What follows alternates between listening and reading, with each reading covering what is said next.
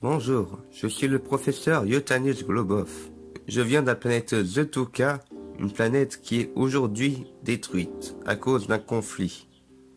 Je vais vous raconter son histoire. L'histoire de mon espèce. L'histoire de Zetuka. Aujourd'hui, parlons des Vikings, ayant vécu de moins 2500 à moins 1140. Tout d'abord, de moins 2500 à moins 2420, il y eut Yiba le Tacheté. Yiba le Tacheté est le premier roi des Vikings. Originaire du nord de Eda, les Vikings ont, sous son règne, conquis le monde. À cette époque, les lieux n'existaient qu'en 3 lieux, à Eda du Nord, à Arik et à Spida. Lors de sa croisade, il décida de partager ces régions conquises entre ses fils.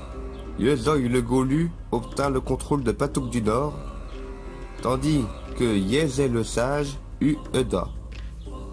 Ainsi, lorsqu'il mourut de sa belle mort, Yiba sut que sa descendance laisserait une marque sur le monde.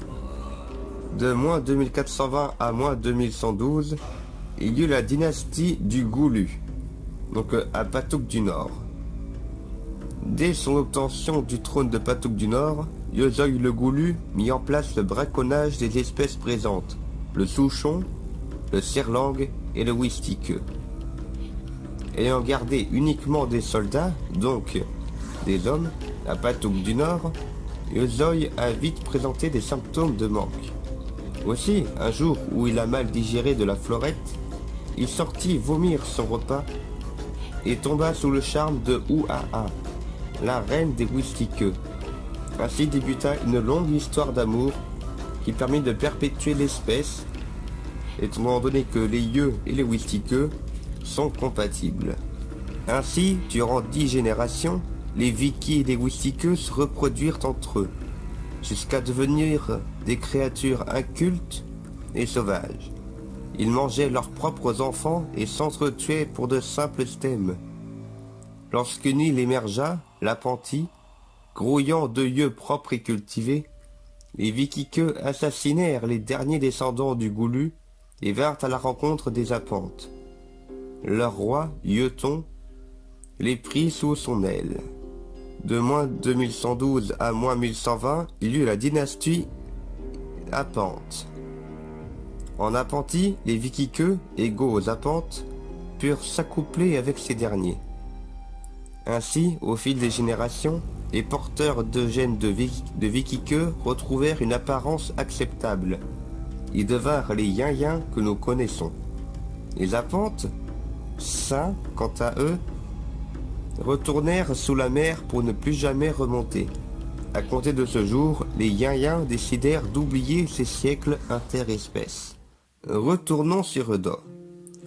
De moins 2420 à moins 2300, il y eut la dynastie du Sage. Passionné de culture et de philosophie, Yezé le Sage partit en quête de savoir à Arik avec Yolita, sa tendre épouse. En moins 2360, ils arrivèrent au village de Kakaprout, où ils furent recueillis par Mayudi, la chef du village. Elle fut si belle que Yezé poussa un « Par le marteau de Yor !» devant sa femme. Dans les mois qui suivirent, Yezé et Mayudi passèrent de plus en plus de temps ensemble, nuit comprise. Cette dernière vit même son ventre grossir à vue d'œil. Yolita n'était pas dupe. Elle avait tout à fait compris que son mari la trompait avec la chef. Ainsi, un soir, elle se barricada avec ces dernières dans son bureau et lui dit ses 4 vérités. Mayudi lui rit alors au visage, agita ses doigts vers elle et dit « Oulou, oulou, oulou !» Yolita se mit alors à disparaître comme vaporisée. En moins 2300, Yenouch, fils de Yezé et de Mayudi, hérita de Eda, tandis que sa sœur, Yoya, devint chef de Kakaprout. Cependant, lorsqu'il voulut repartir pour Eda, Yenouch retourna à sa chambre et vit la pire des trahisons. Sa sœur, Yoya, est dans les bras nus de sa femme, Nuyola. Choqué de cette hérésie, ayant un caractère trempé, Yenouch décapita les 2 dames et brûla le village, avant de repartir pour Eda. Cependant, à mi-chemin de sa destination, il fut décapité par Bayeul, grand frère de Nuyola, qui ramena alors sa tête à Eda, proclamant son trône pour reconnaissance de dette. De moins 2300 à moins 1999, il y eut la dynastie de Bayeul. Lorsque Bayeul accéda au trône d'Eda, toutes les jeunes vikis célibataires voulurent constituer son harem, devenant ainsi ses femmes attitrées. En moins 2250, Jötun, l'un des rares vikis célibataires, en eut assez de Bayeul et de l'attirance qu'ont les femmes pour lui.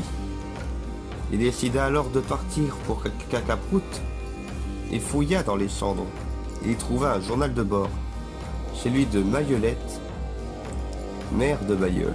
Dans ce journal, il découvrit que, tout comme sa sœur, Bayeul a été créé par la magie. Sa mère s'est rendue enceinte seule et a décidé longue vie et perfection pour ses enfants. C'est alors qu'il ressentit une main caressant son épaule. Il se retourna et reconnut la belle créature. Nuyola, la sœur de Bayeul, est de retour parmi les vivants.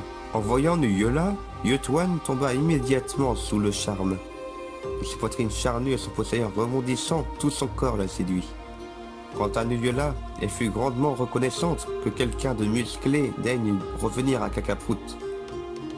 Ainsi, suite à une nuit agitée, elle donna à Jötun un filtre de jeunesse éternelle, puis repartit pour Eda.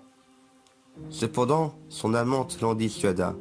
Elle avait un plan pour arrêter le règne luxurieux de l'assassin de son mari. En moins 1999, Nuyola et Jötun ont fondé une grande famille. 1150 fils et 1150 filles. Une belle armée. Jötun et Nuyola décidèrent de partir pour Eda avec leurs fils, laissant leurs filles à Kakaprut. Une fois arrivés à destination, ils firent face à une armée incompétente. Durant tous ces siècles, le harem de Bayeul s'est élargi jusqu'au point que tous les vikis d'Eda du Nord, donc ceux du roi des vikis, sa garde rapprochée, sont nés dans de mauvaises situations. Leur père, grand-père, etc. est, la plupart du temps, une même personne, Bayeul, qui compte conserver son patrimoine génétique. Désormais voilà, les fils de Jötun et Nuyola sont purs et ont décimé aisément l'armée de Bayeul. Jötun libéra ensuite le passage à Nuyola pour qu'elle rejoigne son frère, et elle lui coupa l'entrejambe. Jötun lui balança ensuite une hache dans le crâne, attenda 2 minutes, puis Nuyola le fit disparaître en un oulouloulou. Ainsi s'acheva le règne de Bayeul. De moins 1999 à moins 1140, il y eut la dynastie de Jötun le Sauveur. Jötun le Sauveur, ainsi que sa femme Nuyola, formèrent l'empire le plus prospère de ces siècles.